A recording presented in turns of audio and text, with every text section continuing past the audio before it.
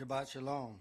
Our scripture reading for today is Psalms chapter 145, verses 3 and 7 through 9. Great is Yahweh, and greatly to be praised, and his greatness is unsearchable. They shall abundantly utter the memory of thy great goodness, and shall sing of thy righteousness. Yahweh is gracious, and full of compassion, slow to anger, and of great mercy. Yahweh is good to all, and his tender mercies are over all his works. Shabbat Shalom, family. Our selection today, Yah's been good to me.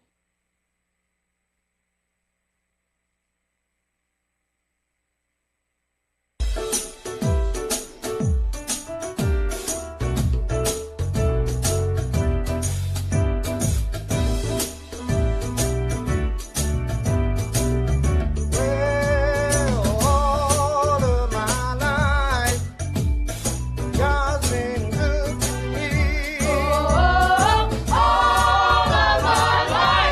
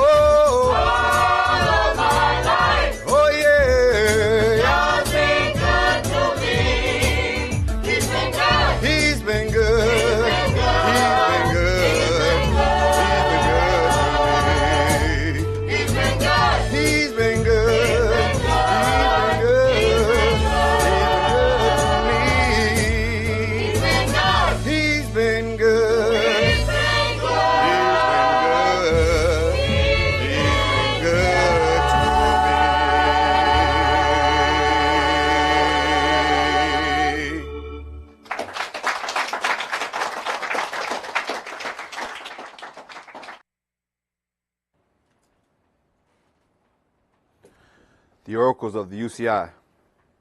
1 Peter chapter 4, verses 7 through 11. But the end of all things is at hand. Be you therefore sober, and watch unto prayer. And above all things have fervent love among yourselves, for love shall cover the multitude of sins. Use hospitality one to another without grudging. As every man has received the gift, even so minister the same one to another, as good stewards of the manifold grace of Elohim. If any man speak, let him speak as the oracles of Elohim. If any man minister, let him do it as the ability which Elohim gives, that Elohim in all things may be glorified through Yahshua the Mashiach, to whom be praise and dominion forever and ever. Amen. Ephesians chapter 4, verses 29 through chapter 5 and verse 4. Let no corrupt communication proceed out of your mouth, but that which is good to the use of edifying, that it may minister grace unto the hearers. And grieve not the Holy Spirit of Elohim, whereby you are sealed unto the day of redemption. Let all bitterness and wrath and anger and clamor and evil speaking be put away from you with all malice. And be you kind to one another, tenderhearted, forgiving one another, even as Elohim, for Yahshua's sake, has forgiven you. Be you therefore followers of Elohim, as dear children, and walk in love, as the Mashiach also have loved us, and has given himself for us an offering and sacrifice to Elohim for a sweet-smelling savor. But fornication and all uncleanness or covetousness, let it not be once named among you as become saints. Neither filthiness, nor foolish talking, nor jesting, which are not convenient, but rather giving of thanks. Ecclesiastes chapter 5, verses 1 and 2. Keep your foot when you go to the house of Elohim, and be more ready to hear than to give the sacrifice of fools, for they consider not that they do evil. Be not rash with your mouth, and let not your heart be hasty to utter anything before Elohim, for Elohim is in heaven, and you upon earth. Therefore, let your words be few. Exodus chapter 23, verses 20 through 21. Behold, I send an angel before you to keep you in the way, and to bring you into the place which I have prepared. Beware of him, and obey his voice. Provoke him not, for he will not pardon your transgressions, for my name is in him. Revelation chapter 3, verses 20 through 22. Behold, I stand at the door and knock. If any man hear my voice and open the door, I will come into him, and will sup with him, and he with me. To him that overcomes will I grant to sit with me in my throne, even as I have also overcame, and am sat down with my Father in his throne.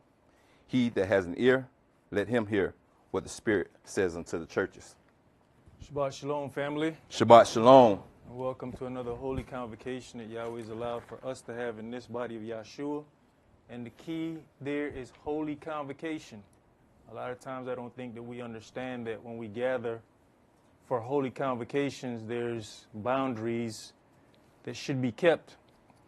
There's conversations and speeches that we should be very mindful of having during holy convocations, and even the way we deal with one another. Today's class is entitled Knowing Your Boundaries versus Those That You Bring With You. Knowing your boundaries versus those that you bring. Do we truly understand the boundaries of holiness? Once again, what we said, holy convocation.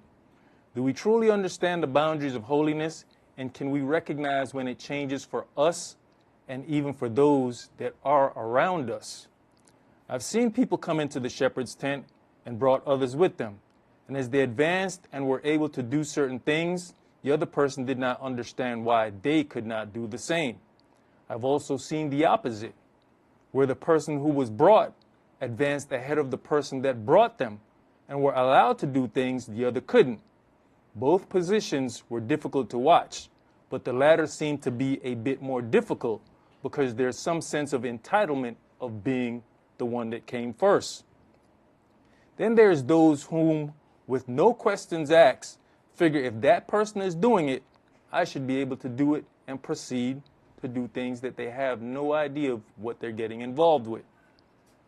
Yahshua says in Luke chapter 14, verses 7 through 11, when you are bidden of any man to a wedding, sit not down in the highest room, lest a more honorable man than you be bidden of him. And he that bade you and him come and say to you, give this man place, and you begin with shame to take the lowest room. But when you are bidden, go and sit down in the lowest room, that when he that bade you comes, he may say unto you, friend, go up hither. Then shall you have worship in the presence of them that sit at meat with you. For whosoever exalts himself shall be abased, and he that humbles himself shall be exalted. Now, you wonder, how is it that those that sit at meat with you will worship you in the presence? It's then they start wondering, who is this? How he get to come sit up here? That's when they start to marvel. Hey, who's buddy there? Who's sister right there? How she get to come up here? That's what you want. You don't want to be sent down to go sit in a lower seat because you feel that you're some great one. And sometimes education and position, finances, give us that mindset of why can't I sit here or why can't I be there? Humbleness. I don't care what your position is in life. Humbleness is always the key. Proverbs chapter 25 and verse 7. For better is it that it be said unto you, come up hither, which is come up higher, than that you should be put lower in the presence of the prince whom your eyes have seen. Let's begin today in Genesis chapter 13, and we're going to read verses 1 through 18. Genesis chapter 13, verses 1 through 18.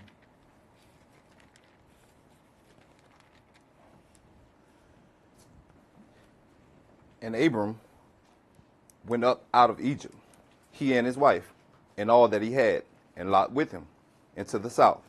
And Abram was very rich in cattle, in silver, and in gold. And he went on his journey from the south even to Bethel, unto the place where his tent had been at the beginning, between Bethel and Hai, unto the place of the altar, which he had made there at the first.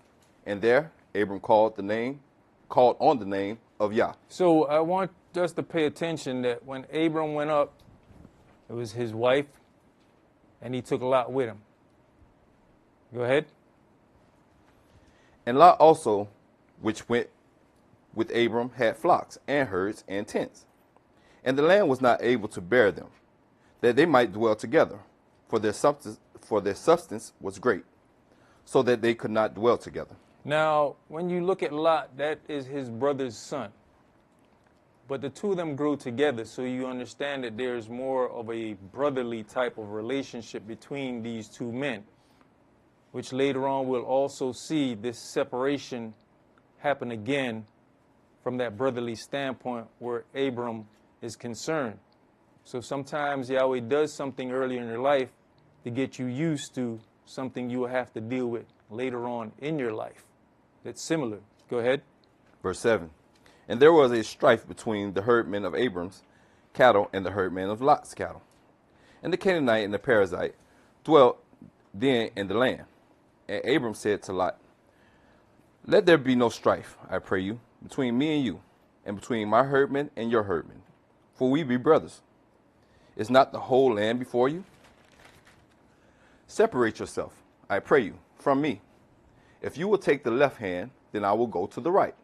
Or if you will depart to the right hand, then I will go to the left. So now this seems like a great idea from Abram. He thinks this is his idea. But no, it was necessary, because he's about to advance into another step, which then brings holiness. And this is what a lot of us don't look at, is when that time of separation is necessary, to say, you know what, it's all right, man, you got to go your way and I'll go my way. Because what we're looking at and we're seeing is, this is a goodbye. No, this is a see you later. When we can accept a see you later versus a goodbye, then you can make that move in that separation. At least what you're carrying with you is a burden that then holds you back from holiness. Go ahead. And Lot lifted up his eyes and beheld all the plain of Jordan, that it was well watered everywhere, before Yahweh destroyed Sodom and Gomorrah, even as the garden of Yahweh, like the land of Egypt, as you come unto Zoar. Then Lot chose him all the plain of Jordan, and Lot journeyed east, and they separated themselves the one from the other. Abram dwelt in the land of Canaan, and Lot dwelt in the cities of the plain, and pitched his tent toward Sodom. But the men of Sodom were wicked and sinners before Yahweh exceedingly. And Yahweh said unto Abram, after Lot was separated from him, lift up your eyes, and look from the place where you are northward, and southward, and eastward, and westward. For all the land which you see, to you will I give it, and to your seed forever. So now Lot went and chose him out land. But even the land that he chose out is the land that Yahweh is showing Abram and saying even that's going to be yours. But when did this all happen? He says after Lot was separated from him. That's why a lot of us can't move on when it comes to holy things, because we don't want that separation. We can't see it's necessary or it's time for a separation between myself and this person. And like I said, don't look at it as a goodbye separation. It's probably just a see you later separation. Or you can't go past this boundary that I'm going. I'll see you when I come back out. It may be just a separation for me to walk through the door and handle some business. I'll see you on the other side of the door when I'm done. Go ahead. Verse 16, and I will make your seed as the dust of the earth, so that if a man can number the dust of the earth, then shall your seed also be numbered. Arise, walk through the land in the length of it and in the breadth of it, for I will give it unto you. Then Abram removed his tent and came and dwelt in the plains of Moriah, which is in Hebron, and built there an altar unto Yahweh. All right, let's back up to chapter 12, and we're going to read verses 1 through 7, because this separation from Lot did not have to happen, because the separation should have been done a long time ago.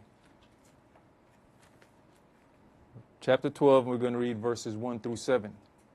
Now Yahweh said unto Abram, get you out of your country, and from your kindred, and from your father's house, unto a land that I will show you. So Lot would have been his kindred. Lot is a part of his father's house because that's his brother's son.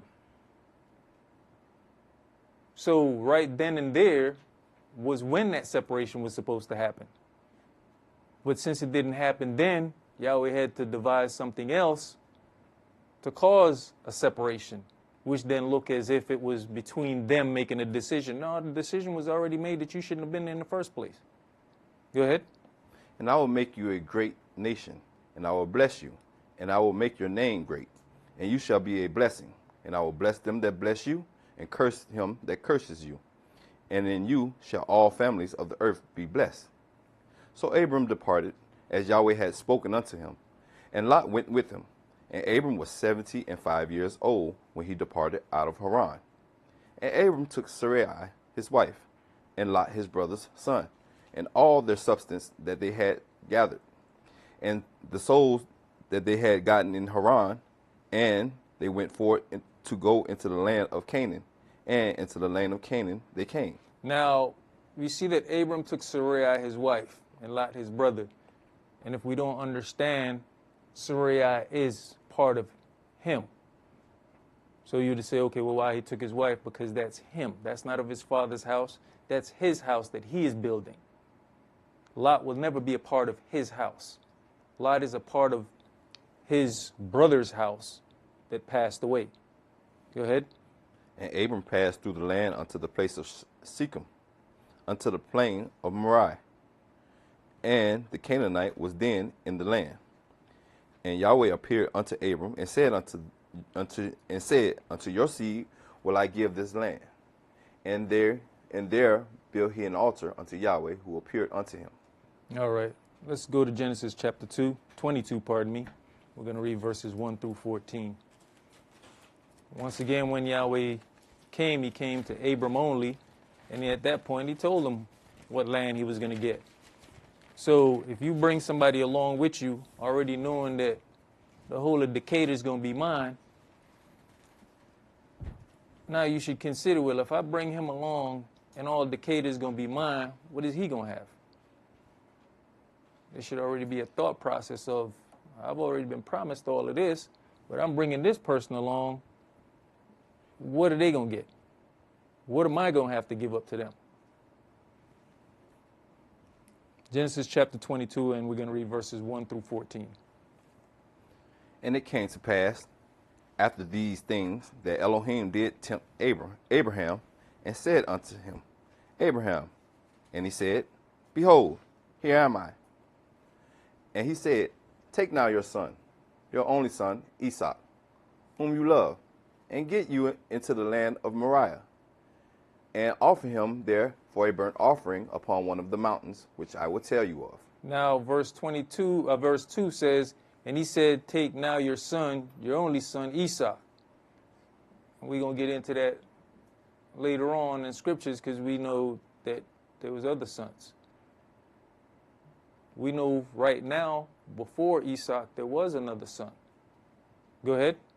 And Abraham rose up early in the morning, and saddled his ass, and took 2 of his young men with him, and Esau his son, and clave the wood for the burnt offering, and rose up, and went unto the place of which Elohim had told him. Now, Abram rose up early in the morning, and saddled his ass, and took 2 of his young men with him, and Esau. So that's a total of 4 people going on this journey. Go ahead. Then on the 3rd day, Abraham lifted up his eyes, and saw the place afar off. And Abraham said unto his young men, Abide you here with the ass, and I and the lad will go yonder and worship, and come again to you. So at this point, do we see what's happening? Separation. There's a separation. This is as far as you two can go. You two need to stay here. And I and the young lad will go yonder and worship Yahweh. Can we discern when that is necessary? Can we see when you guys say, nah, you know what, you need to stay over here because I need to go over here and worship Yahweh. Sometimes when we're talking to people, they'll give you clues to where they stand and you should leave them alone. I've talked to somebody before and they said, hey man, you know, your church, I hear y'all take y'all shoes off. I can't do that. That's the boundary right there. You accept that as the boundary. You don't keep pushing it after they've shown you that boundary. But I'm guaranteeing you those same people will go to someone's house and take their shoes off. So why won't you do that in the house of my Elohim? But since you have let me see where the line in your boundaries is, I'm good. But we'll keep pushing, no, you need to come to my church, no, and then they come and become a problem and a vexation to you. You brought that on yourself. You need to learn to see the clues of where that boundary and that separation is. Go ahead. Verse 6. And Abraham took the wood of the burnt offering, and laid it upon Esau his son. And he took the fire in his hand, and a knife, and they went both of them together. And Esau spake unto Abraham his father, and said, My father. And he said, Here am I, my son. And he said, Behold, the fire and the wood, but where is the lamb for the burnt offering? And Abraham said, My son, Elohim will provide himself a lamb for a burnt offering. So they went both of them together. And they came to a place which Elohim had told him of, and Abraham built an altar there, and laid the wood in order, and bowed Esau his son, and laid him on the altar upon the wood. And Abraham stretched forth his hand, and took the knife to slay his son. And the angel of Yahweh called unto him out of heaven, and said, Abraham, Abraham. And he said, Here am I. And he said, Lay not your hand upon the lad, neither do you anything unto him. For now I know that you fear Elohim, seeing that you have not withheld your son, your only son, from me. And Abraham lifted up his eyes and looked, and behold, behind him a ram caught in a thicket by his horns. And Abraham went and took the ram, and offered him up for a burnt offering in the stead of his son. And Abraham called the name of that place Yahweh Yireh, as it is said to this day, in the mount of Yahweh it shall be seen. So the 2 servants were only allowed to go but so far, but the young lad was allowed to go all the way in. Do we not see that same situation with Moshe and Yahshua? Mm-hmm. Yahshua was allowed to go into certain situations and see things. that means Esaac has seen some things in his young age that a lot of people don't understand when it comes to holiness. Because this became holy ground, it also became a sacrificial ground, which we also know that the common man can only go but so far. And then the priests go into the holiest of holies. Let's go to Numbers chapter 16. So for us, go ahead, brother. Go ahead. Sometimes, priest, because we around each other, that we feel entitled to certain things that certain people have around you. And we don't know the journey that person had to go through, or what that person had to go to get what in the position or where they're at. But because we end up there by happenstance, then we feel entitled because we're there with the person that actually has the ability or the right to be there. But even with that, do we stop and look and say, okay, I've been here first, but you know what? Since they've been here, they've actually put in more works than me. They're actually always available. Or do we just say, I've been here, why I can't do that? Why I'm not able to do this? And even in certain situations, asking questions is one thing, but how you ask the question is another. Because I was once asked a question, hey man, what do you clean the altar with? And I said what I cleaned the altar with. It didn't say that. Later on I found out that Priest Micaiah had to tell, hey man, don't you touch that altar. Don't touch the altar. Well, Priest Kish, he said, I don't care what Priest Kish said. I'm telling you, don't touch the altar. When we get to having a conversation, it's like, no, I didn't know that person was trying to clean the altar. I was asked, what do you clean the altar with? That is one question. And can I clean the altar is a different question. Now, I could simply be thinking in my head, what do you clean the altar with because it's a marble top? You're trying to figure out what to clean marble with. Now, do you get upset because the priest come and say, man, I don't care, don't touch it? The question was not put forth to where I would have thought that you're trying to touch something holy. So sometimes we have to be real upfront with our questions to save ourselves as well. The whole point of the journey is, even with Lot got blessed, but he couldn't go the distance that Abram went. So because you're not allowed to go this distance, don't mean that you still are not capable of being blessed. What you need to do is walk in your capacity of what's given on to you at that point in time. Go ahead, priest.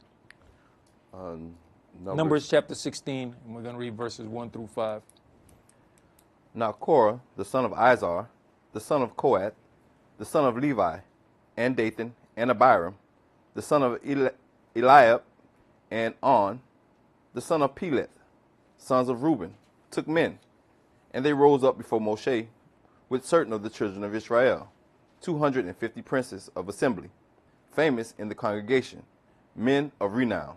And they gathered themselves together against Moshe and against Aaron, and said unto them, You take too much upon you, seeing all the congregation are holy, every one of them, and Yahweh is among them. Wherefore then lift you up yourselves above the congregation of Yahweh. And when Moshe heard it, he fell upon his face.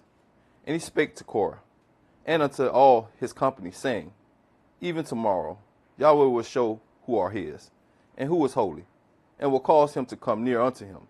Even him who he has chosen will he cause to come near unto him.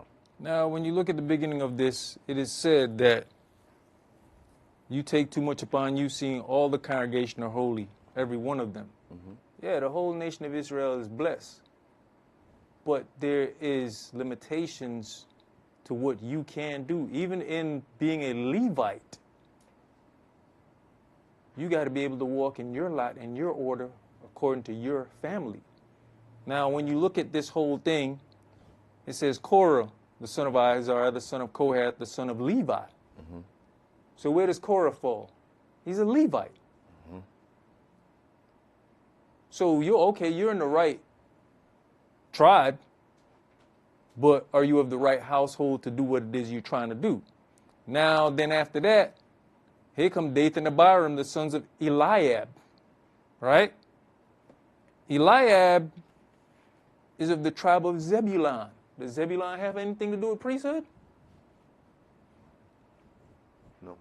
But here's a Levite now brought somebody from Zebulun in to talk about holiness and things in the priesthood. They should have had enough sense to say, that ain't my job. Don't get me involved in this. It has nothing to do with me. And then after that, you got On, the son of Peleth, sons of Reuben. We all know who Reuben is. Is Reuben of Levi. Was the Reubenites given priesthood duties? So we see how people get themselves entangled in things that have nothing to do with them. Now, the severity of it going to be more on you than this man over here who's of Levi. But can we discern where we stand or where we should be standing when it comes to holiness and holy things? And when we're talking about holiness and holy things, let's not just consider the vessels that we see here, such as the menorah, the altar, the incense. Holy things also include people, because we are the vessels of Yahweh. But do you understand the importance of one vessel's job over another vessel's job, and which one can get you handed your behind more severely than the other? Because just like we want to deal with everything's common, we want to deal with people the same way common. And you got to understand who you're dealing with. All right, my brother. Let's go to Numbers chapter. Let's jump down to verse 36 and get an understanding of what made this very detrimental in the statement that was said. Verse 36. And Yahweh spake unto Moshe, saying, Speak unto Eleazar, the son of Aaron, the priest, that he take up the censers out of the burning, and scatter you the fire yonder, for they are hallowed. The censers of these sinners against their own souls, let them make them broad plates for a covering of the altar, for they offer them before Yahweh. Therefore they are hallowed, and they shall be a sign unto the children of Israel. And Eleazar the priest took the brazen censers, wherewith they that were burned had offered, and they were made broad plates for a covering of the altar, to be a memorial unto the children of Israel, that no stranger, which is not of the seed of Aaron, come near to offer incense before Yahweh, that he be not as Korah and as his company, as Yahweh said to him by the hand of Moshe. All right, let's go to Numbers chapter 1, and we're going to get the foundation of when this was all set forth, because this wasn't just set forth right then when we heard it. This was set forth way before then. And sometimes ego and lack of understanding is what get us into places that we ought not to be in.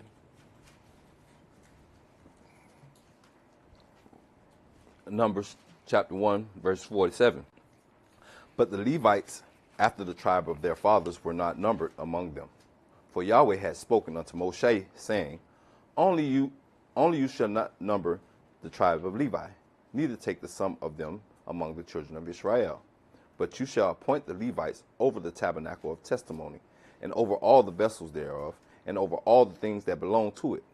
They shall bear the tabernacle and all the vessels thereof, and they shall minister unto it, and shall encamp round about the tabernacle. And when the tabernacle sets forward, the Levites shall take it down.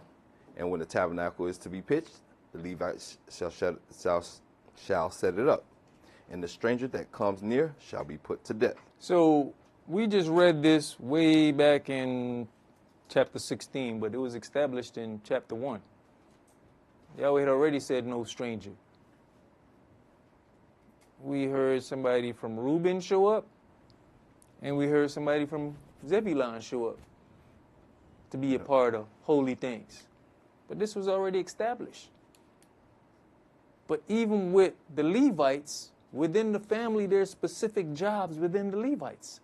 So all the Levites just can't run up and say, let me light incense. Let me light the menorah. You have to understand the job of the family that you're from within that tribe.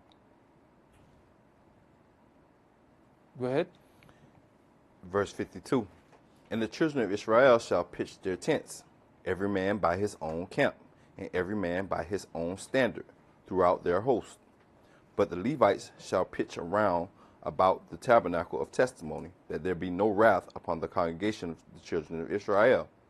And the Levites shall keep the charge of the tabernacle of testimony. Now, when you look at verse 52, and the children of Israel shall pitch their tents, every man by his own camp, and every man by his own standard throughout their hosts. But the Levites shall pitch round about the tabernacle of testimony. So that means they should be surrounding it. So how you get that close? How you get that close to be encouraged to want to be part of holiness? Bro, your family is out there. How did you let this man talk you into being a part of this? You're not even supposed to get close to it. We got to look and understand where we stand and save somebody else. Say, hey, whoa, bro. I don't think you should do that. That's not of you. Which is what Priest Mikael had to do. Hey, don't you touch that altar. I don't care what this man said. Don't you touch that altar. But later on in conversation, we can understand where there's miscommunication.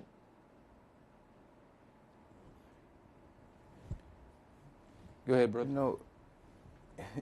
Pre-Kish, you look at this, it says the Levites they pitched round about the camp. Mm-hmm.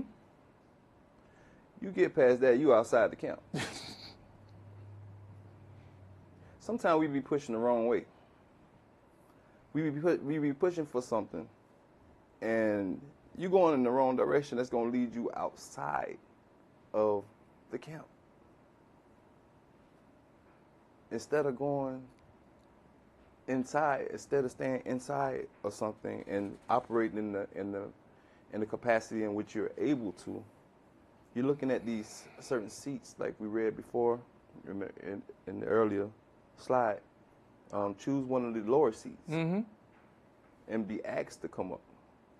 At least you'd be embarrassed and have to get a lower seat and be asked to move. So it's like sometimes you look at these things and it says these things pitched round about. We be heading in the wrong direction, 100 miles per hour, don't even know it. That's because we don't respect boundaries. Like I said, sometimes our finances cause us to think that we should have access to this. Sometimes it's our level of education that says, I should have access to this. But the access to that can cause you your death. And that's on a whole lot of different levels, because I'm sure in most jobs, you know where your boundaries are. And you're not going to go past that boundary because you know you're going to get fired. So why don't we take that same mindset when it comes to the things of Yahweh and the house of Yah? Good question, my brother. Go ahead, priest. Verse 54, and the children of Israel did according to all that Yahweh commanded Moshe, so did they. So the children of Yahweh did all that Yahweh commanded Moshe. So you see how we can follow directions until something is thrown in to make us think otherwise? So somebody got a wise idea who was a Levite and brought other people in. So did he have access to certain things in the tabernacle? Yes, he did. But now you brought in people who have no access. They don't have the same security clearance that you have up unto a point. But do you stop and look at that?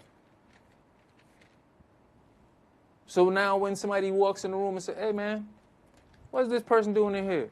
I brought him in. You and them get out. Same thing happened on the job, right? You bring somebody into a secure location because you have access and they're not supposed to be there. Both of y'all going to be up out of there. But then the bad part is you're more held responsible, so they might fire you and reprimand this person. Now you mad. No, you were giving the higher responsibility and you should have known better.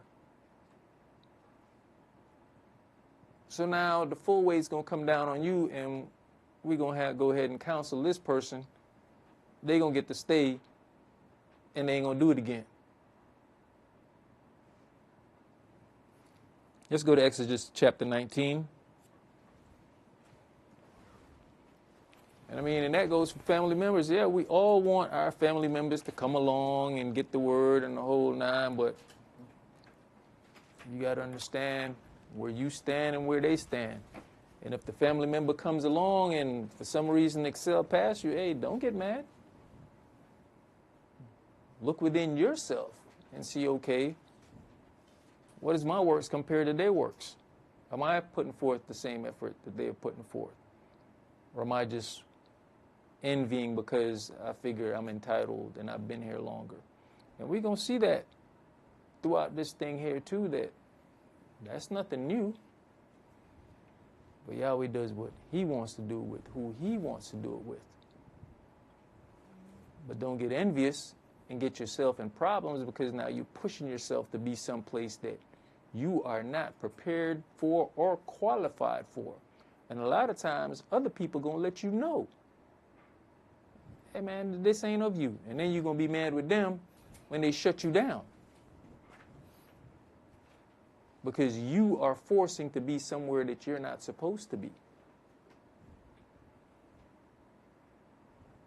Sometimes it's something simple that gets somebody recognized because you realize that, you know what, this person is really attentive over here. While you got other people just sit back and see stuff and, it ain't my business, I ain't going to go in. And because you say it's not my business, it's never going to be your business. You understand what I'm saying? Because this person here knows it's not their business, but they're not stepping into it, but saying, hey, I see this over here. Hey, look at this over here. Look at that. After a while, you say, you know what?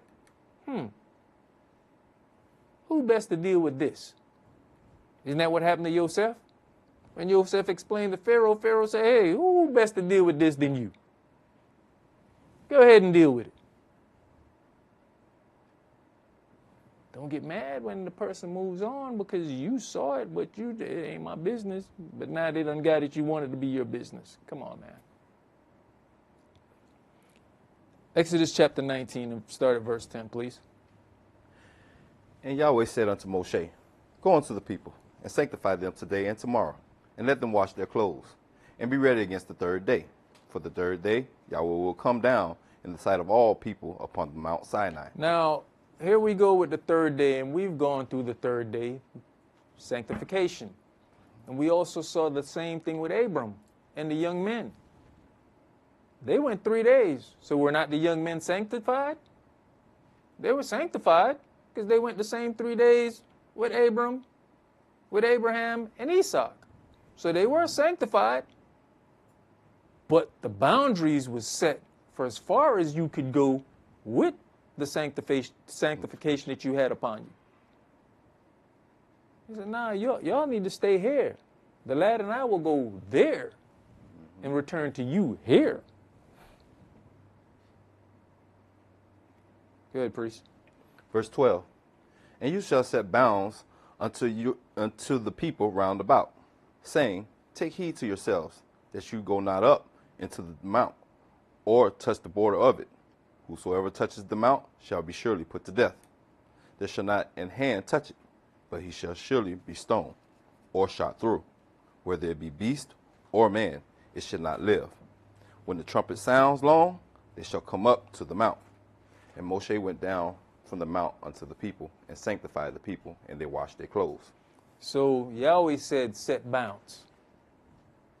And he said, I don't care what it is. So if you don't keep your animal in check, it's going to die. You don't keep your child in check, it's going to die. You don't keep your wife in check, she going to die. Your cousin, your auntie, I don't care what it is. They pass this boundary right here, they going to die. Priest, can you read the definition for bounds for me, please? Bounds from H1379. Gobble. BDB definition: to bound, border, to bound, border, to set bounds for. And that is what we sometimes don't want to do with our loved one. Set bounds, set boundaries. Man, we even have to set boundaries for our children. At least they run a havoc. And the key there is children, because what are we to Yahweh? His children. So he said, hey man, these are the boundaries that I'm setting before I have to kill you. Certain boundaries might get you a whipping. You go past certain boundaries, it's going to cost you your death. Can you read the next definition for me, please? Cambridge Dictionary. Boundary. A real or imagined line that marks the edge or limit of something. Now, which one you think is harder to recognize? That imagined line. The imagined line. And because we see the sanctuary and we see the things within it, but we don't see a physical line, we don't understand where we must stop. Or the person that we brought along with us must stop. The imaginary line is the hardest line to stay behind. Because what? Because it's an imaginary line, you just keep pushing it further and further and further and further and further.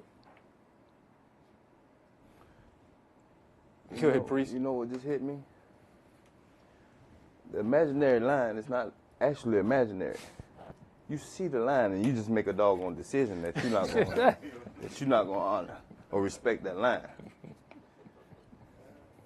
As elders have them habitual, he called them habitual line crosses. You know, they see that line and they just decide that, you know what? I'm going to cross this line today.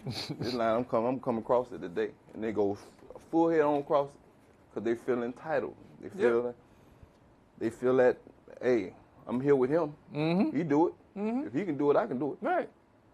Same thing Miriam said. Mm-hmm. Well, in these children of Israel, they said the same exact thing. But once again, you mentioning Miriam, but somebody emboldened them. But they seen the line. You understand that? They seen the line and still said, you know what? I can do this. Yep. I'm mad because he got this Midianitish wife. I'm on. But that was the excuse to go cross the imaginary line. You make an excuse to cross the line. Well, this is why I did it, but you knew the line was there. No, but this is why I crossed the line, but you knew the line was there. So you made an excuse to give yourself validation to cross the line. Now, when the punishment comes, you feel some kind of way, like somebody did you wrong. No, you violated the boundaries. Let's go to Exodus chapter 24. We didn't finish that. Go ahead. Verse 15. And he said unto the people, be ready against the third day. Come not at your wives.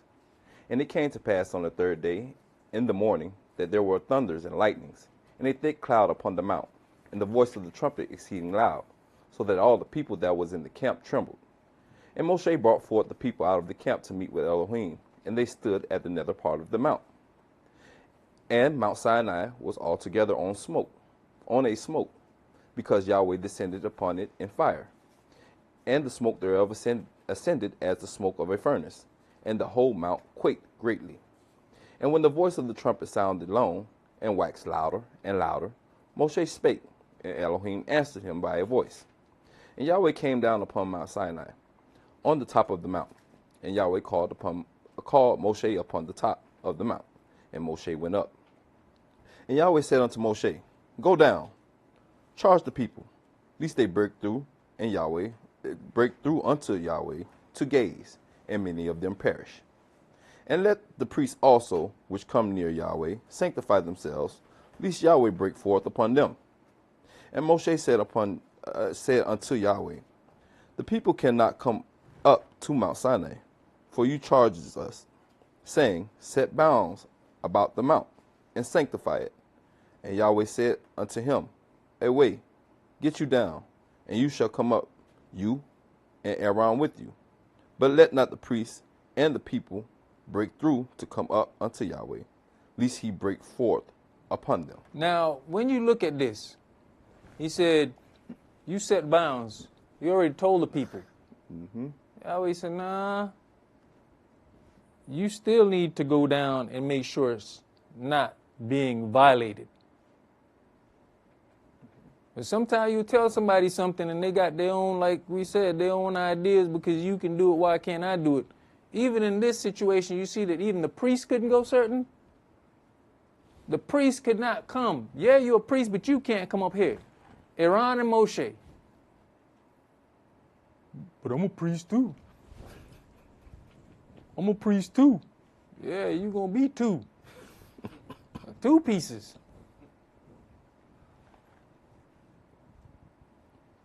There's levels and limitations. Even when it comes to ranking systems.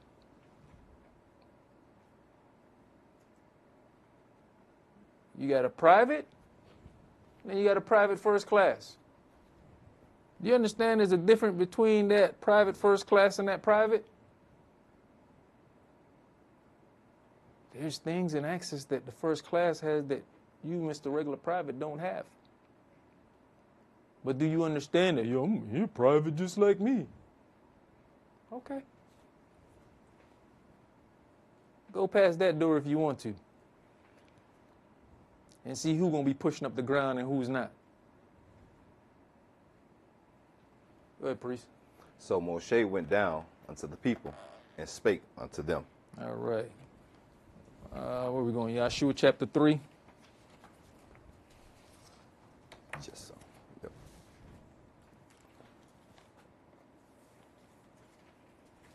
Yahshua chapter 3 and start at verse 1, please. Yahshua rose early in the morning, and they removed Shittim and came to Jordan, and he and all the children of Israel, and lodged there before they passed over. And it came to pass after 3 days that the officers went through the host. And they commanded the people, saying, When you see the ark of the covenant of Yahweh, your Elohim, and the priests and the Levites bearing it, then you shall remove from your place and go after it.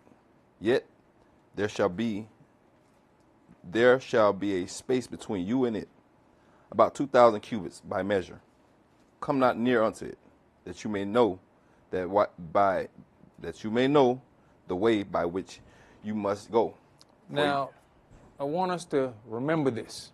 Verse 3, and they commanded the people, saying, when you see the ark of the covenant of Yahweh your Elohim, what are we looking at? The ark. Mm-hmm.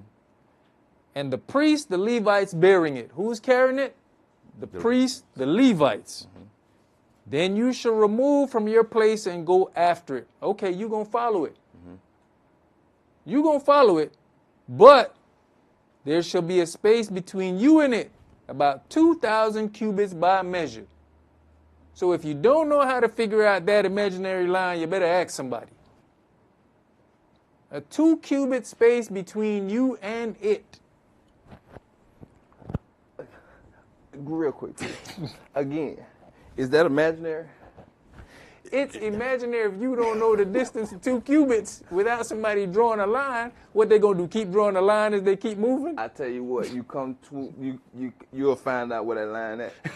You'll meet that line. That mountain line will meet you. And we gonna read about somebody that found that line. Go ahead. Verse 5. The end of verse 4. For you have not passed this way heretofore.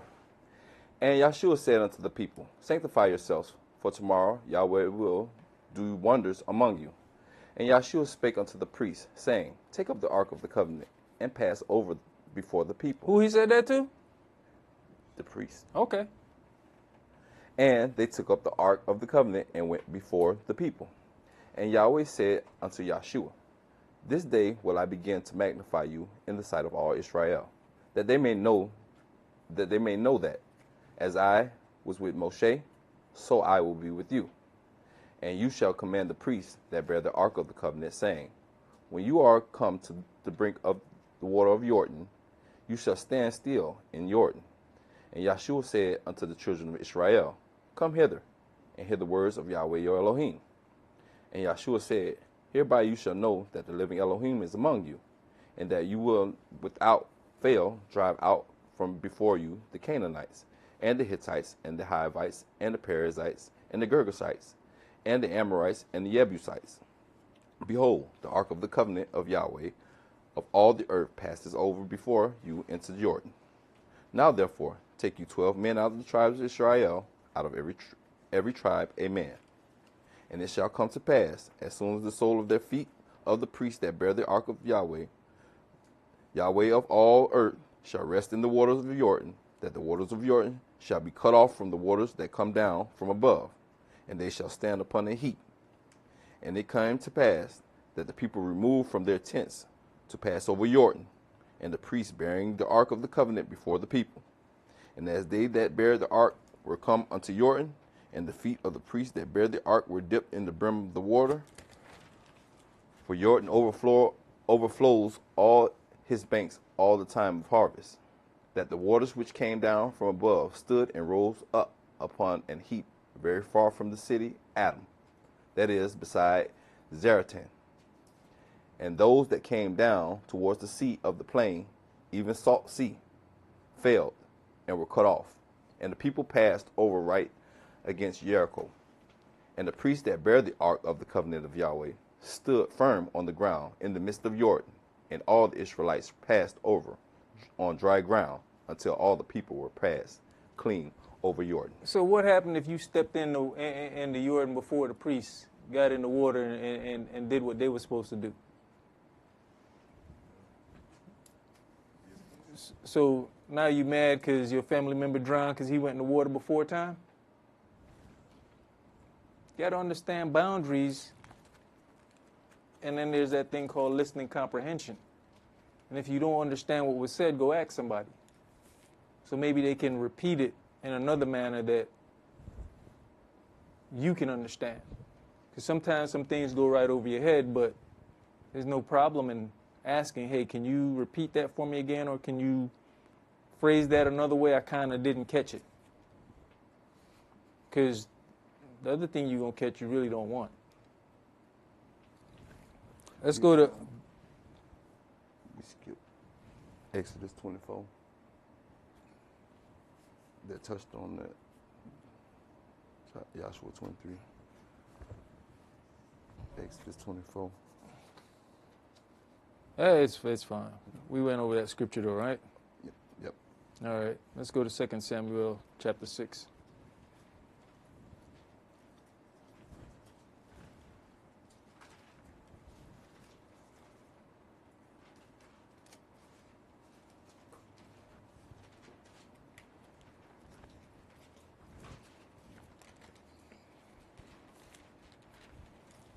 Second Samuel chapter 6, and we're going to read verses 1 through 18. Again, David gathered together all the chosen men of Israel, 30,000.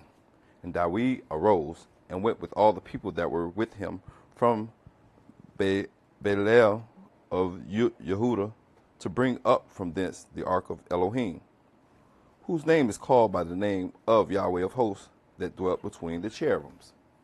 And they set the ark of Elohim upon a new cart, and brought it out of the house of Abinadab that was in Gibeah. And Uzzah and Ahio, the sons of Abinadab, drave the new cart.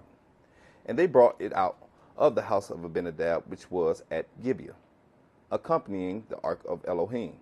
And Ahio went before the ark. And Dawid and all the house of Israel played before Yahweh on all manners of instruments made of fir wood, even on harps, and on psalteries, and on timbrels, and on cornets, and on cymbals.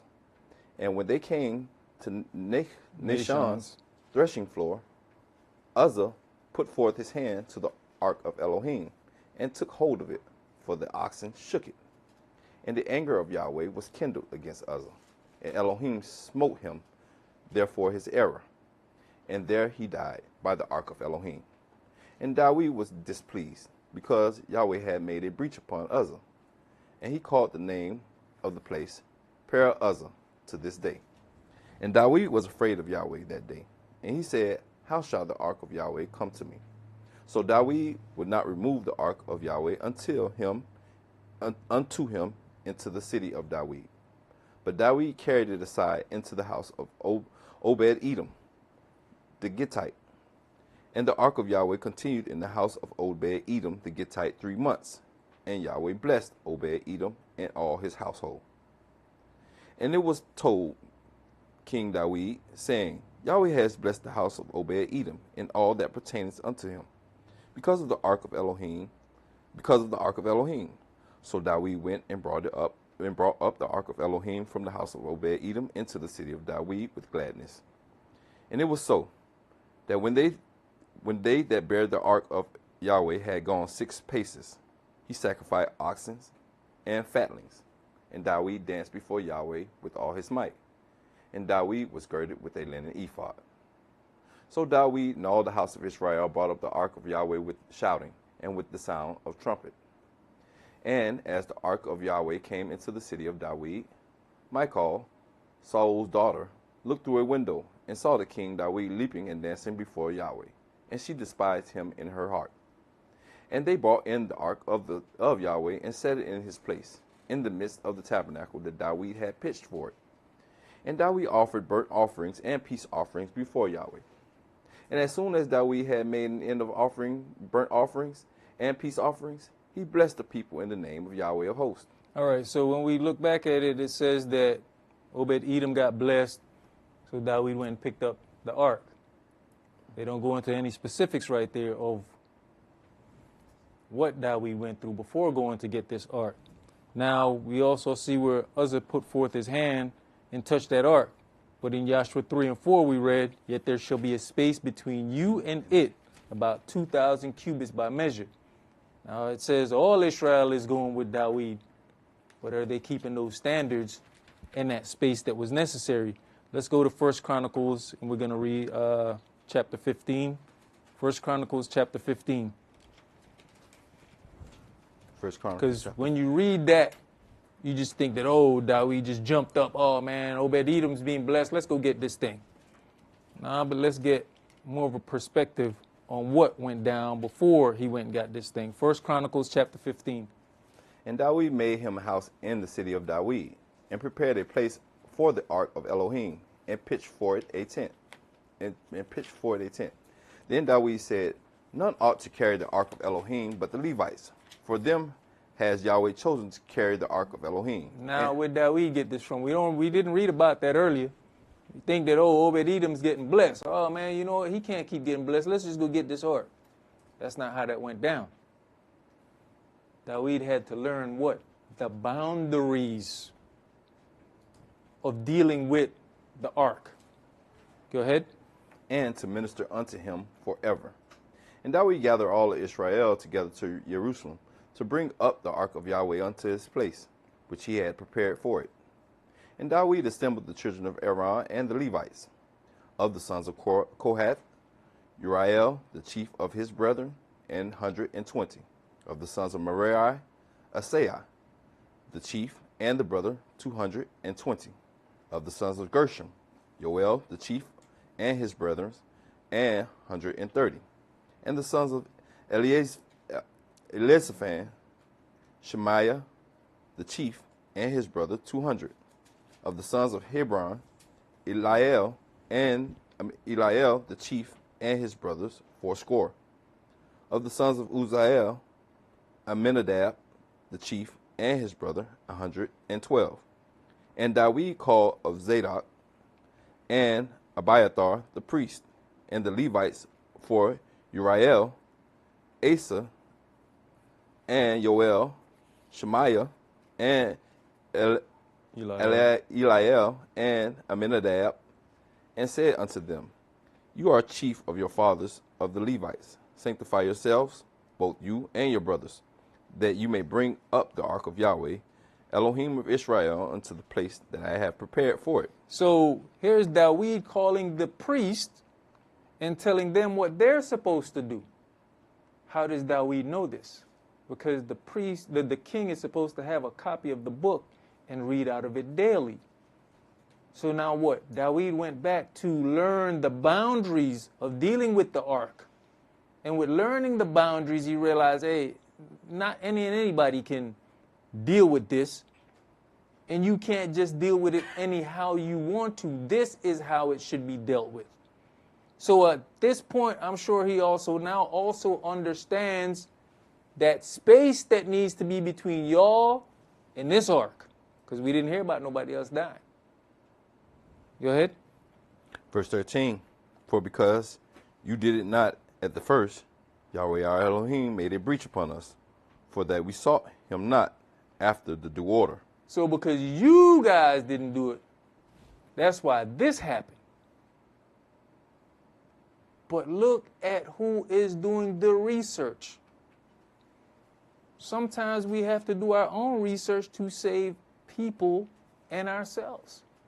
This is the Levites' job. Why didn't the Levites come to him and say, you know, King, this be upon us? We were supposed to deal with that. But no, it's the king who's doing his due diligence to learn the boundaries. And then he's telling the Levites the boundaries. It's their job. They should have known this already. But you see how sometimes we have to get in the book to learn things, to correct things.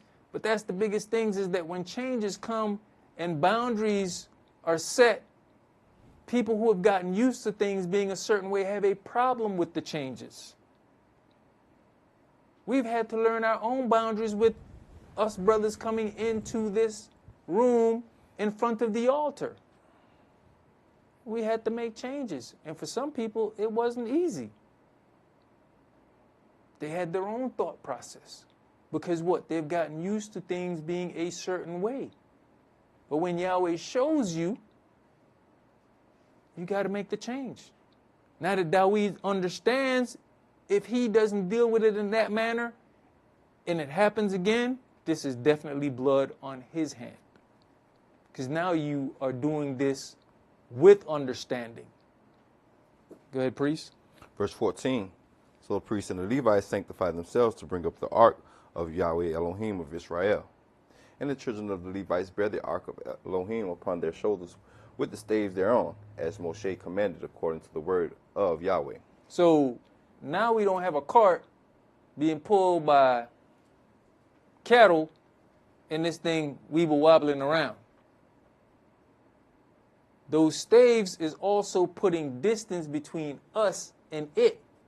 Even with the people that's carrying it, it's putting a distance between you and the ark. And the only stumble is if one of them brothers stumble and fall on the job. But it should be enough brothers carrying it that even if you stumble, this thing should keep going. And we know rotation in military things. Hey, man, we bring it to a certain point, the next set take over, and the next set take over, and the next set. So don't think it's them same brothers carrying the ark all the way. Because we just read about all these Levites that David had appointed for the service. So don't think it's the same set of brothers that took it from there all the way to the city. Go ahead, priest. Verse 16, And David spake to the chief of the Levites to appoint their brothers to be the singers with instruments of music, psalteries and harps, cymbals, sounding by lifting up the voice with joy. So the Levites appointed Heman, the son of Joel, and of his brothers, Asaph, the son of Berechiah, and of the son of Moriah, their brothers, Ethan, the son of Cushiah, and with them their brothers of the second degree, Zechariah, Ben, and Yeziel, and Shemiramoth, and Yehiel. All right, my and brother. That's good. Let's go ahead and go to Exodus chapter 25. Oof. Exodus chapter 25, and we're going to read verses 10 through 22.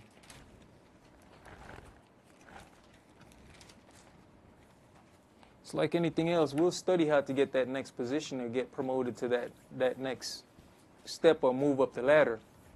But do we also study the things concerning Yahweh's house and holiness to figure out what our boundaries are, or even to move up to the next level? How many people come and say, hey, what's necessary for me to become a teacher in the children's class, or what's necessary for me to be in this department over here or to help out? A lot of times we just want to jump in and help out, but that could be detrimental if you don't really know what's going on. It's good to want to help, but to help in a righteous manner and help in the correct manner is also best, because sometimes your help can cause problems and become a hindrance, because now you're helping, but the seasoned people have to keep going back to fix what you helped with. Good, priest. Exodus chapter 25, verse 10. And they shall make an ark of shittim wood. 2 cubits and a half shall be the length thereof, and 1 cubit and a half the breadth thereof, and 1 cubit and a half the height thereof. And you shall overlay it with pure gold, within and without shall you overlay it, and shall make upon it a crown of gold round about. And you shall cast 4 rings of gold for it, and put them in 4 corners thereof. And the 2 rings shall be in the one side of it, and the 2 rings in the other side of it. And you shall make staves of shittim wood, and overlay them with gold. And you shall put the staves into the rings by the side of the ark, that the ark may be borne with them. The staves shall be in the rings of the ark, they shall not be taken from it. And you shall put into the ark the testimony which I shall give you. And you shall make a mercy seat of pure gold, 2 cubits and a half, and a half shall be the length thereof, and 1 cubit and a half the breadth thereof. And you shall make 2 cherubims of gold, of beaten work shall you make them, in the 2 ends of the mercy seat. And make 1 cherub on one end, and the other cherub on the other end. Even of the mercy seat shall you make the cherubims on the 2 ends thereof. And the cherubims shall stretch forward their wings on high, covering the mercy seat with their wings, and their faces shall look one to another. Towards the mercy seat shall the faces of the cherubims be. And you shall put the mercy seat above the ark. In the ark you shall put the testimony that I will give you. And there I will meet with you, and I will commune with you from above the mercy seat, from between the 2 cherubims which are upon the ark of the testimony, of all the things which I will give you in the commandment unto the children of Israel. So now, do we understand the importance of the ark? It was not just a box. It was just not something they were carrying. That was Yahweh's seat. So there had to be boundaries and distance set between the people and Yahweh. He's always set boundaries when it comes to how close you can get to him. So while somebody might have just saw the ark, you don't understand that that's his seat. Do you know when he's sitting on that seat? We've also said it several times that we sanctify this room for holy convocation, and we invite the angel in to sup with us and us with him. None of us knows when the angel leaves. So are we mindful of the conversations that we are having? Are we mindful of the things that we are doing once the angel has been invited to sup with us and us with him?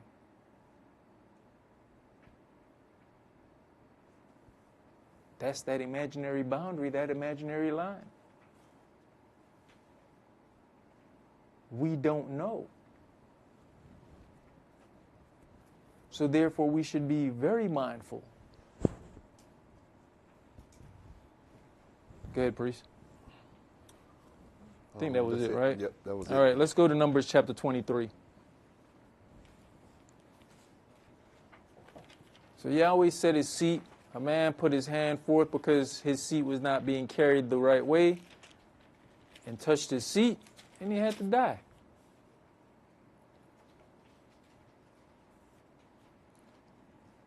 Numbers chapter 23, and we're going to read verses 13 through 30. And Balak said unto him, Come, I pray you, with me unto another place, from whence you may see them. You shall see but the utmost part of them, and you shall not see them all, and curse me them from thence. And he brought him into the field of Zophim, to the top of Pisgah, and built 7 altars, and offered a bullock and a ram on every altar. And he said unto Balak, Stand here by the burnt offering, while I meet Yahweh yonder. And Yahweh met Balaam, and put a word in his mouth, and said, Go again unto Balak, and say thus. Verse 15, and he said unto Balak, Stand you here by the burnt offering, while I meet with Yahweh yonder. Does a man understand the boundaries, right? You need to stay right here while I go over there and commune with Yahweh. And we see that constantly with people having a wherewithal of understanding the boundaries of those that are with them. Least I bring you over here, and this is the last conversation you and I will have. Because Yahweh has to do something to you. We see the same thing with Abram.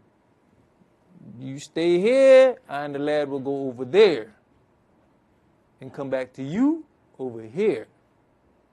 Go ahead. And Yahweh met with Balaam, and put a word in his mouth, and said, Go again unto Balak, and say thus. And when he came to him, behold, he stood by his burnt offering, and the princes of Moab with him. And Balak said unto him, What has Yahweh spoken? And he took up his parable, and said, Rise up, Balak, and hear.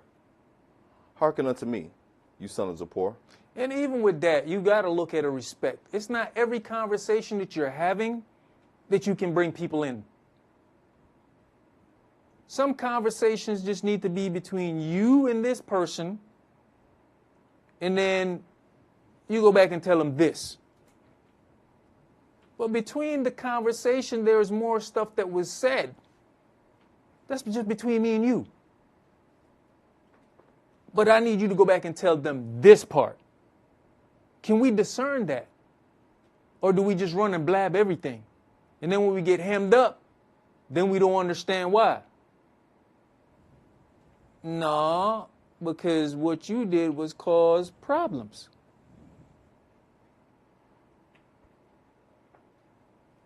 You got to understand and decipher that this part of the conversation was just for me, and this part is what I tell you. Go ahead. Verse 19. Elohim is not a man that he should lie, neither the son of man that he should repent. Has he said, and shall he not do it? Or has he spoken, and shall he not make it good? You know, on that same token of corrupt communication, I heard a brother talking about corrupt communication. That is also a part of corrupt communication. You and I had a counsel about something that may have involved someone over here. But that is for me trying to lift you on another level, for you to look within yourself 360 degrees to better yourself. But corrupt communication is you done took this all and ran over here to tell this person. Now, when the melee starts and you want to stand back as if I had nothing to do with it, no, you did not understand the boundaries of someone trying to make you better, bring you up on another level, But now what you've done is corrupt communication, because this was for your benefit. This was for you to grow. But what you've done is took what was supposed to help you to run and be a tattler, to make you feel like you're some great one, when all you're doing is Lucifer's work.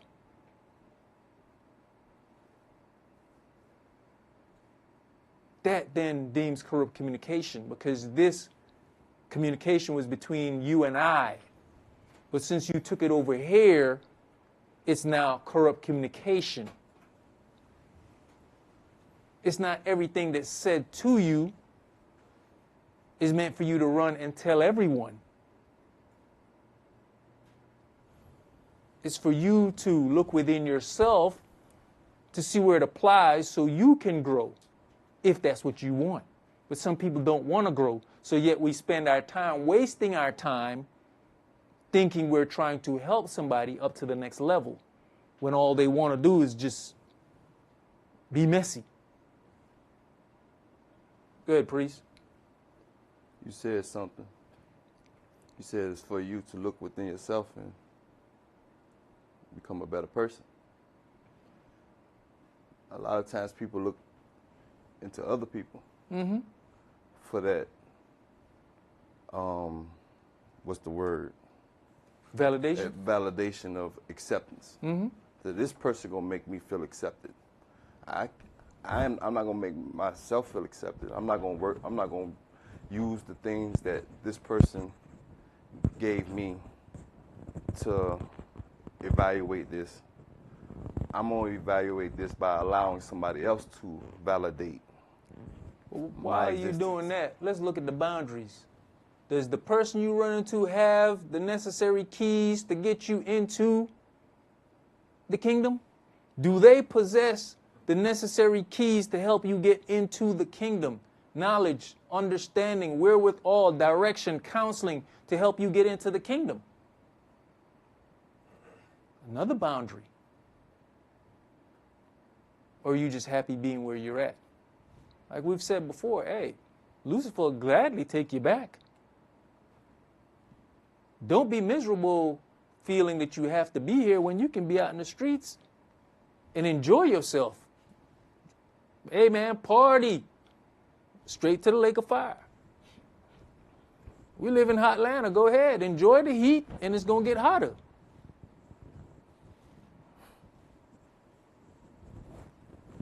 Go ahead, priest.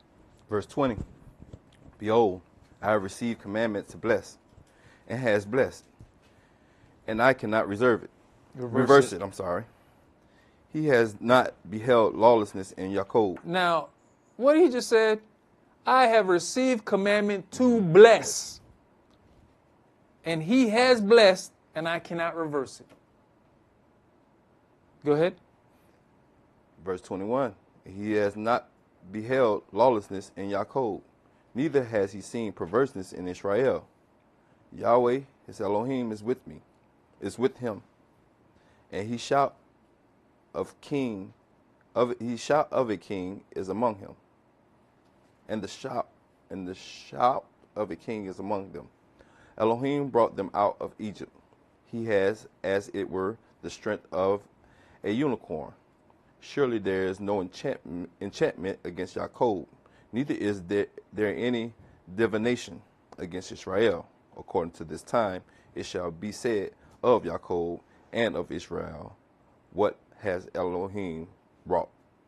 Behold, the people shall rise up as a great lion, and lift up himself as a young lion. He shall not lie down until he eat of the prey, and drink the blood of the slain. And Balak said unto Balaam, neither curse them at all, nor bless them at all. But Balaam answered and said unto Balak, told not I you, saying all that Yahweh speaks, I must do? And Balak said unto Balaam, come, I pray you, I will bring you unto another place. Peradventure, it will please Elohim that you may curse them from thence. And Balak brought Balaam unto the top of Peor, that looks towards Jeshimon, And Balaam said unto Balak, build me here 7 altars, and prepare me here 7 bullocks and 7 rams. And Balak did as Balaam had said, and offered a bullock and a ram on every altar. All right, verse 23. Surely there is no enchantment against Jacob, neither is there any divination against Israel. According to this time it shall be said of Jacob and of Israel, what has Elohim wrought? What Balaam could not understand is that there were boundaries set around Israel. But he kept trying all his best to go around the boundaries. You're not going to get around the boundaries. I don't care what you do, what you say, where you carry me. There's no getting around the boundaries that have been set around Israel. So even with us, there's a boundary set around us. But then with individuals and the work that they do in Yahweh's house, there might be a different boundary that we all have to be mindful of and be careful of how we deal. That's why I said let's not just look at the vessels in the sanctuary and the boundaries of the vessels, because people are Yahweh's vessels also. So do you understand the boundaries and understand when you're crossing that boundary? Like Priest mentioned earlier, Miriam crossed the boundary. She brought Aaron in with her when she talked against Moshe. What did Yahweh say? Why are you not afraid to talk against my servant? Oh, because that's your brother? Oh, because you older than him? Oh, because you put him in the river and saved his life? Oh, so you really don't understand the boundaries, huh? Okay, well, today I'm going to show you the boundaries. You're going to be outside of this boundary for 7 days. Then you're going to realize there's more than just the boundaries of being in the camp and outside the camp. I set a boundary between you and him. Let's move to Matthew chapter 26.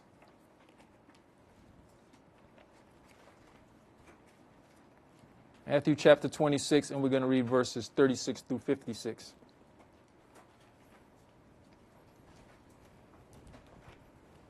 Then comes Yahshua with them unto a place called Gethsemane, and says unto the disciples, sit you here, while I go and pray yonder. And he took with him Cephas and the 2 sons of Zebedee, and began to be sorrowful and very heavy. Then said he unto them, my soul is exceedingly sorrowful, even unto death. Tarry you here, and watch with me. And he went a little further, and fell on his face, and prayed, saying, O my Father, if it be possible, let this cup pass from me. Nevertheless, not as I will, but as you will. And he comes unto the disciples, and finds them asleep, and says unto Cephas, what? Could you not watch with me 1 hour? Watch and pray, that you enter not into temptation. The spirit indeed is willing, but the flesh is weak. He prayed away again the second time, and prayed, saying, O my Father, if this cup may not pass away from me, except I drink it, your will be done. And he came and found them asleep again, for their eyes were very heavy. And he left them, and went away again, and prayed the third time, saying the same words. Then comes he to his disciples, and said unto them, sleep on now, and take your rest. Behold, the hour is at hand, and the Son of Man is betrayed into the hands of sinners. Rise, let us be going. Behold, he is at hand that does betray me. And while he yet spake, lo, Yehudis, one of the 12, came, and with him a great multitude with swords and staves, from the chief priests and elders of the people. Now he that betrayed him gave them a sign, saying, whomsoever I shall kiss, that same is he. Hold him fast. And forthwith he came to Yahshua and said, Hail, Master, and kissed him. And Yeshua said unto him, Friend, where art you come? Then came they and laid hands on Yeshua and took him.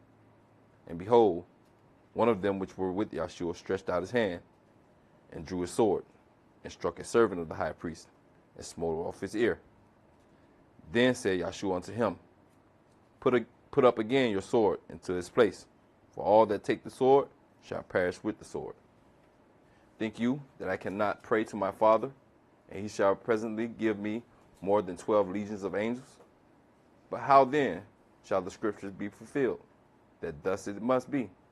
In that same hour Yeshua to the multitudes, Are you come out against a thief with swords and staves to take me? I sat daily with you teaching in the temple, and you laid no hold on me. But all this was done, that the scriptures of the prophets might be fulfilled. Then all the disciples forsook him and fled. Verse 36, then comes Yeshua with them onto a place called Gethsemane, them meaning all the disciples, and said unto the disciples, Sit you here while I go yonder and pray. All the disciples couldn't go on that journey.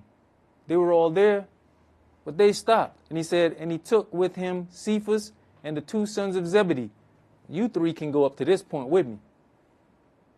So, did the others feel some kind of way? Your boundary stops here. I need you to stay here, but you three come with me. And even with that, they had a boundary. Mm-hmm. So one set had to stop here. Another three was able to come to this point and had to stay. And then I go over here. But do we understand the boundaries of us and those that we bring with us? He brought with him his disciples. But even with the disciples, there were different boundaries for them. You stop here, you stop here. Can we decipher who stops where and who can go to what point? Or even if we ourselves can go to that point. Because it's not always that we can go to that point. Do we understand even the boundaries for ourselves? Even in verse 53, he set another boundary. He said, Thinketh you that I cannot now pray to my Father, and he shall presently give me more than 12 legions of angels? You're being allowed to cross this boundary and touch me. You're being allowed to cross the boundary and touch me. Don't get it twisted. Understanding boundaries. Let's go to Yohanan chapter 20. We're going to read verses 11 through 18.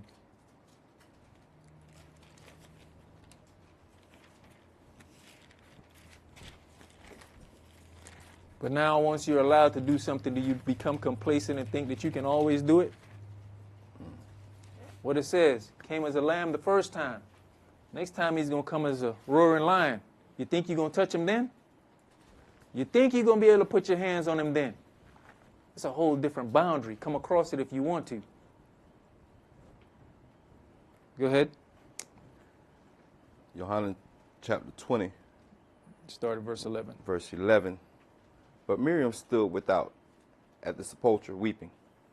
And as she wept, she stooped down and looked into the sepulchre and sees two angels in white sitting, and the one at the head and the other at the feet, where the body of Yeshua had lain. And they say unto her, Woman, why weepest you? She said unto them, Because they have taken away my master, and I know not where they have laid him. And when she had thus said, she turned herself back and saw Yeshua standing, and knew not it was Yeshua. Yeshua said unto her, Woman, why weepest you? Who seeks you? Whom seeks you?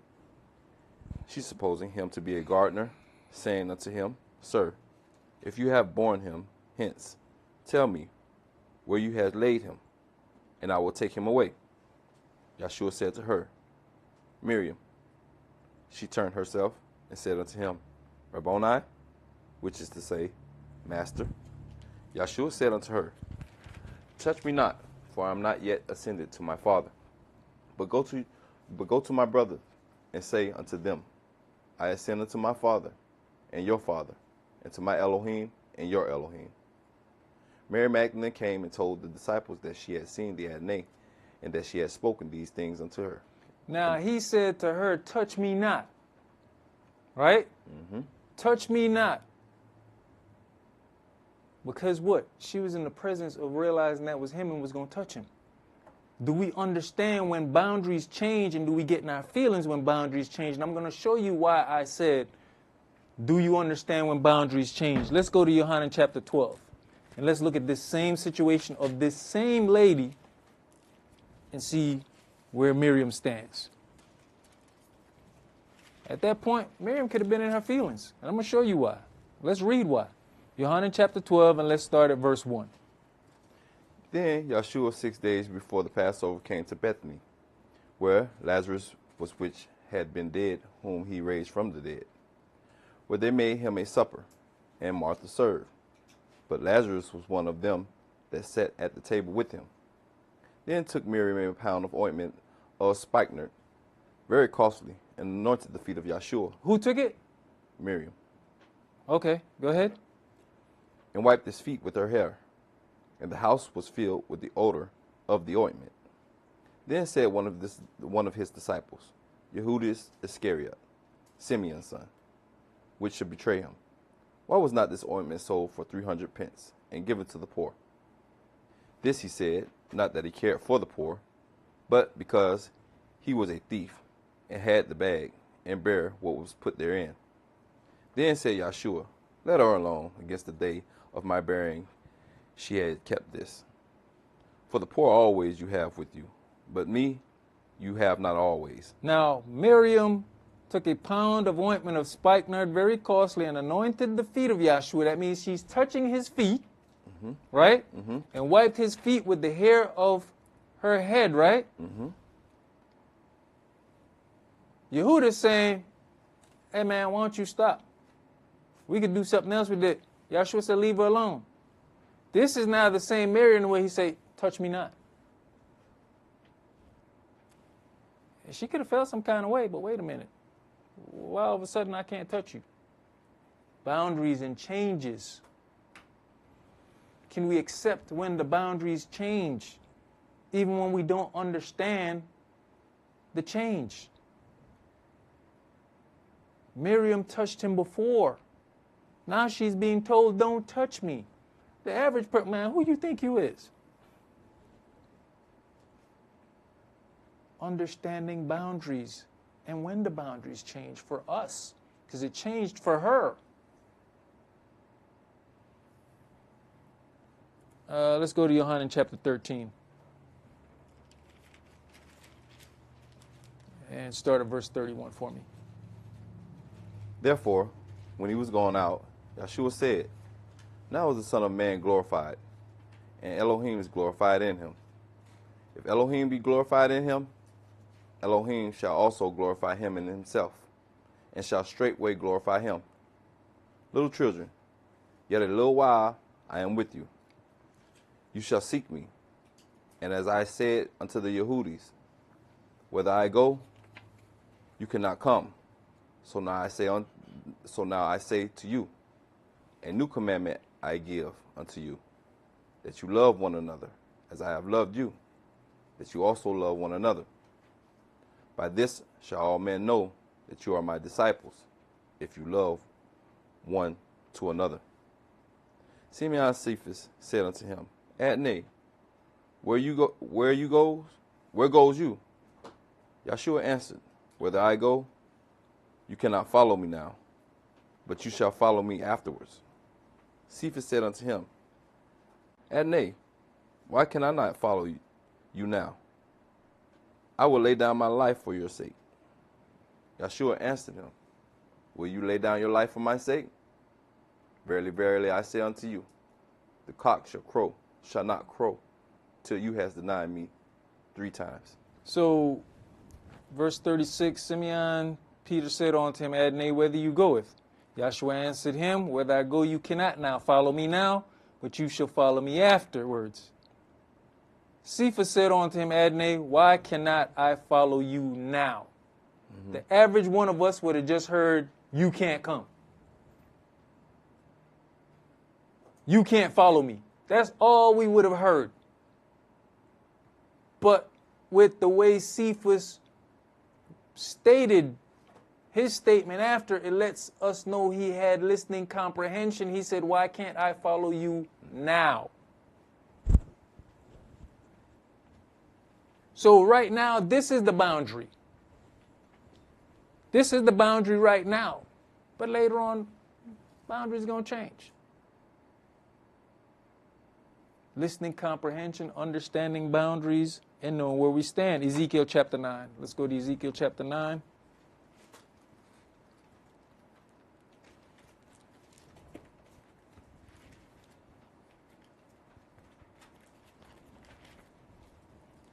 There's things that we are doing now that may be raised on a higher level later on.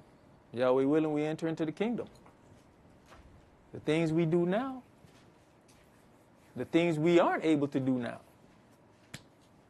can change. I'm sitting here now.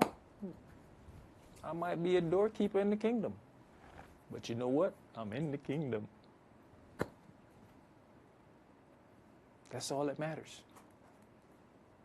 Somebody who's out there right now sitting in the audience who fair teaching.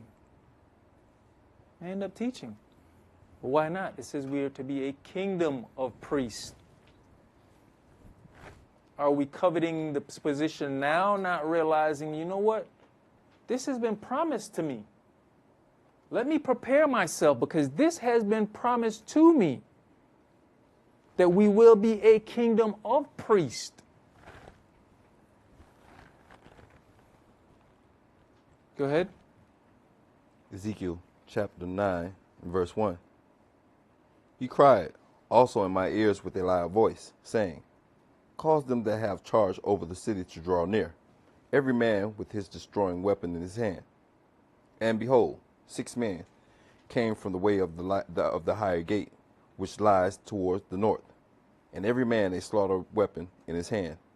And one man among them was clothed with linen, with a writer's inkhorn by his side. And they went in and stood beside the brazen altar. And the glory of Yahweh of Israel was gone up from the cherub, whereupon he was, to the threshold of the house.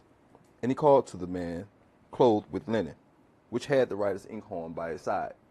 And Yahweh said unto him, go through the midst of the city, through the midst of Jerusalem, and set a mark upon the foreheads of the men that sigh, and that cry for all the abominations that be done in the midst thereof.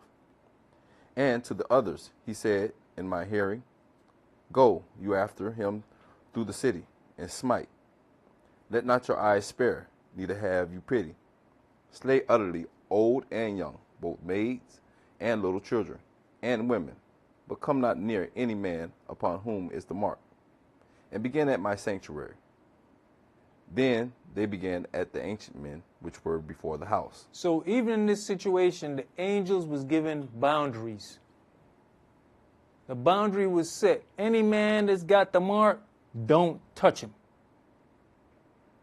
But yet we have problems with boundaries. We're not the only one that's been given boundaries. The angels was given boundaries. Go ahead. And he said unto them, defile the house, and fill the courts with the slain. Go you forth. And they went forth, and slew in the city. And it came to pass, while they were slaying them, and I was left, that I fell upon my face, and cried, and said, Ah, Adonai, Yah, will you destroy all the residue of Israel, in your pouring out of the fury upon Jerusalem? Then said he unto me, the lawlessness of the house of Israel and Yehudah is exceeding great, and the land is full of blood, and the city of perverseness.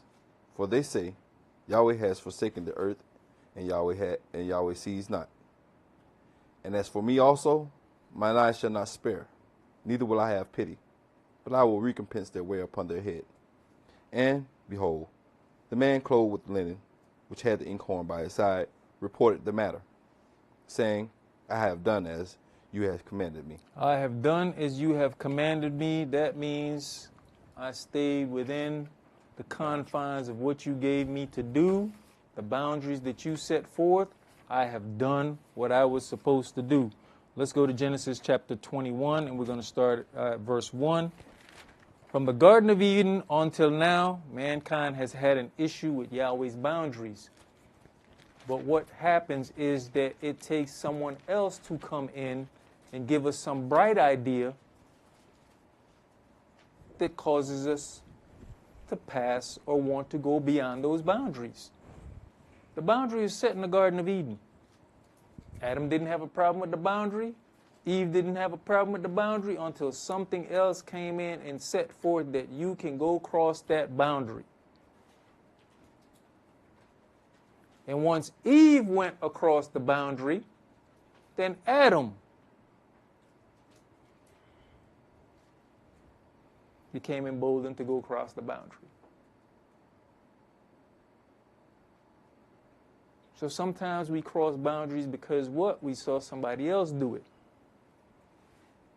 which we normally would not have done unless we thought it was okay because we saw somebody else do it.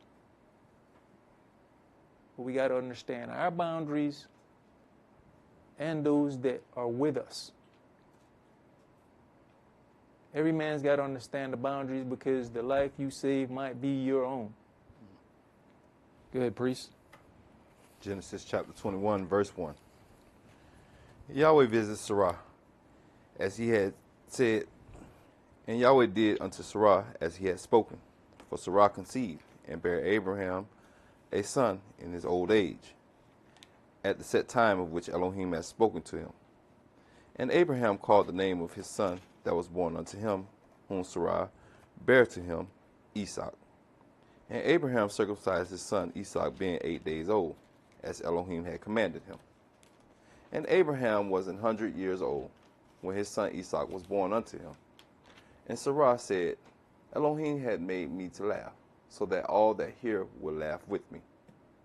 And she said, who would have said unto Abraham that Sarah should have given children suck? For I have borne him a son in his old age. And the child grew and was weaned, and Abraham made a great feast the same day that Esau was weaned. And Sarah saw the son of Hagar, the Egyptian, which he had borne unto Abraham, mocking. Wherefore she said unto Abraham, cast out this bondwoman and her son, for the son of this bondwoman shall not be heir with my son, even Esau. That was a boundary. That was a boundary. She looked, you got to go.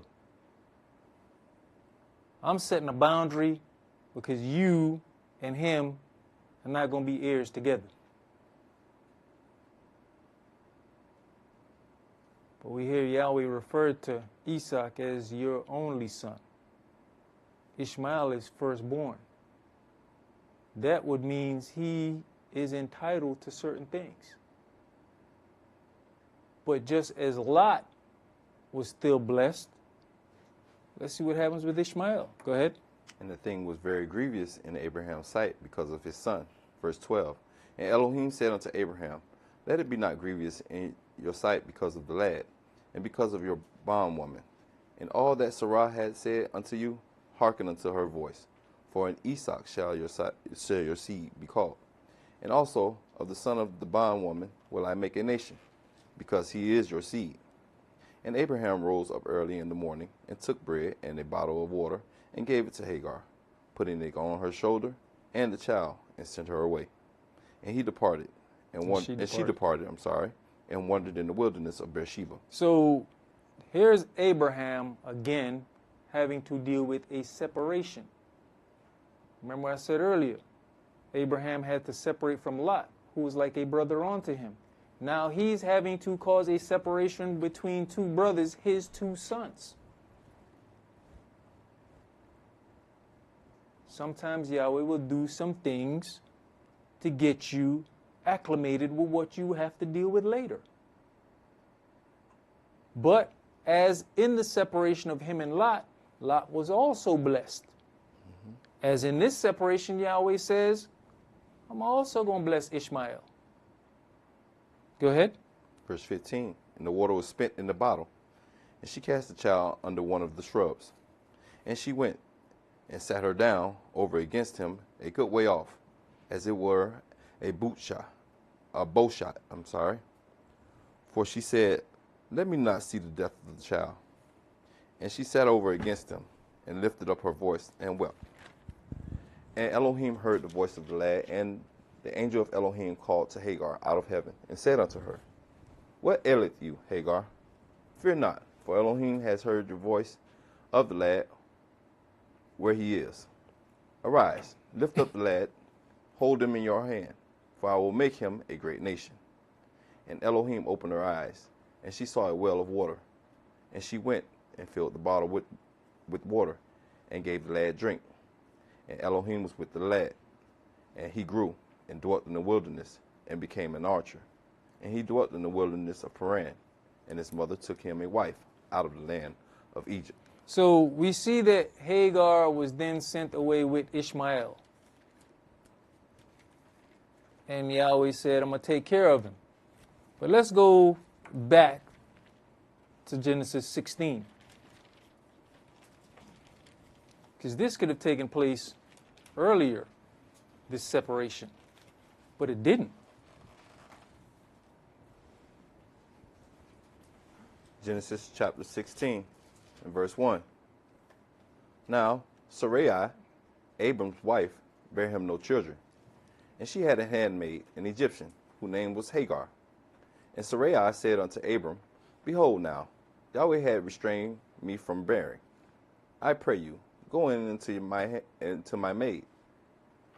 It may be that I may obtain children by her. And Abram hearkened to the voice of Sarai. And Sarai, Abram's wife, took Hagar, her maid, the Egyptian, after Abram had dwelt 10 years in the land of Canaan, and gave her to her husband Abram to be his wife. And he went in unto Hagar, and she conceived. And when she saw that she had conceived, her mistress was despised in her eyes. And Sarai said unto Abram, my wrong be upon you. I have given my maid into your bosom. And when she saw that she had conceived, I was despised in her eyes. Yahweh judged between me and you. But Abram said unto Sarai, behold, your maid is in your hand. Do to her as it pleases you. And when Sarai dealt hardly with her, she fled from her face. And the angel of Yahweh found her by a fountain of water in the wilderness, by the fountain in the way of Shur. And he said, Hagar, Sarai's maid, whence came you? And whither will you go? And she said, I flee from the face of my mistress Sarai. And the angel of Yahweh said unto her, return to your mistress, and submit yourself under her hands. And the angel of Yahweh said unto her, I will multiply your seed exceedingly, that it shall not be numbered for multitude. And the angel of Yahweh said unto her, behold, you are with child, and shall bear a son, and shall call his name Ishmael, because Yahweh hath heard your affliction. And he will be a wild man. His hand will be against every man, and every man's hand against him. And he shall dwell in the presence of all his brothers. So at this point, why didn't they just let Hagar continue to go? The separation would have been easy at that point, because then Abram would have not gotten used to the child. He would not have built a bond with the child. It would have been an easier separation. But she was told, no, you go back. Submit yourselves under her hand. Why? Because even though he's not going to be the child, there's still some things I need him to learn about this culture. And if you don't believe it, look at the Muslims' culture and the Hebrew culture, and you'll see the similarities. And they will tell you that Ishmael is the progenitor of the Muslim religion. Do you not see the closeness of the culture? There are things that he needed to learn under Abraham up until a certain point. And then that separation was necessary. Because then you have, like she said, you can't be heir with Esaac.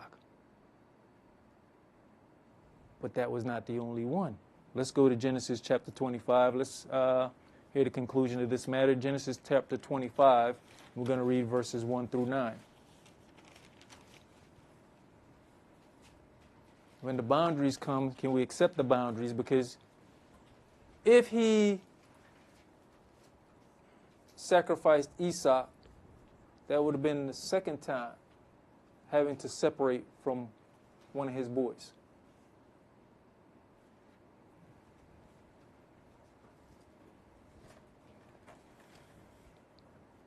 Genesis chapter 25, and start at verse 1 for me, please.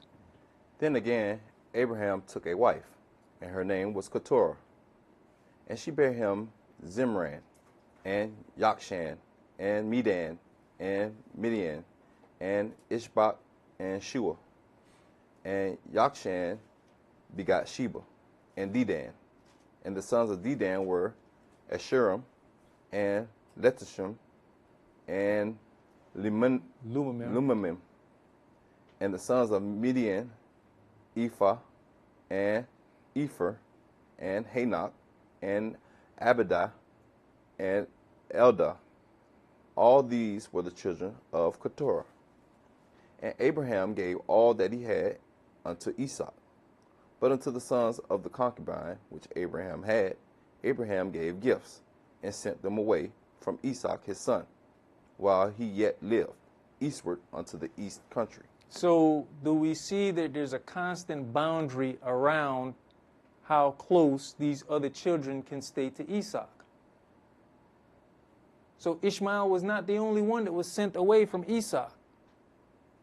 There were more sons, more brothers, but they were sent away from Esau. There's a boundary that's set around him.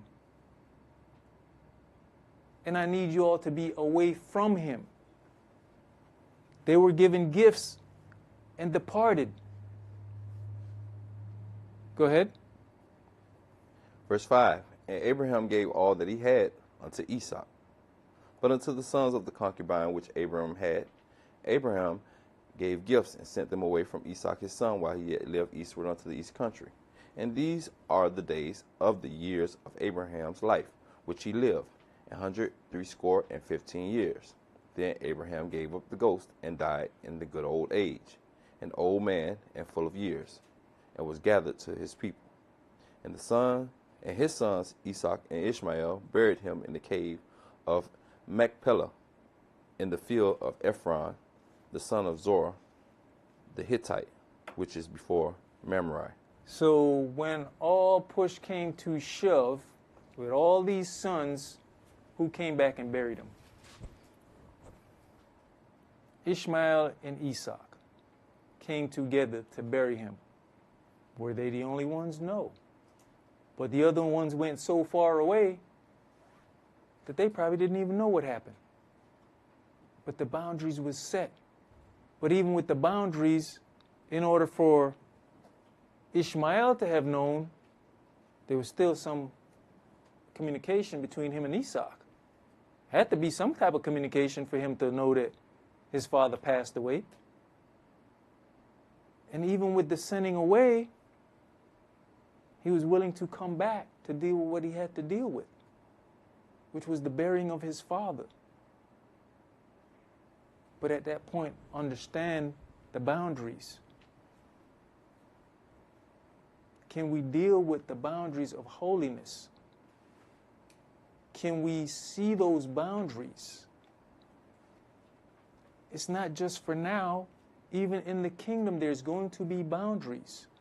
And I say in the kingdom because what does it says? Outside is whores, dogs, and whoremongers. Outside. Our protection is inside. There will be no ravenous beast there. We're inside.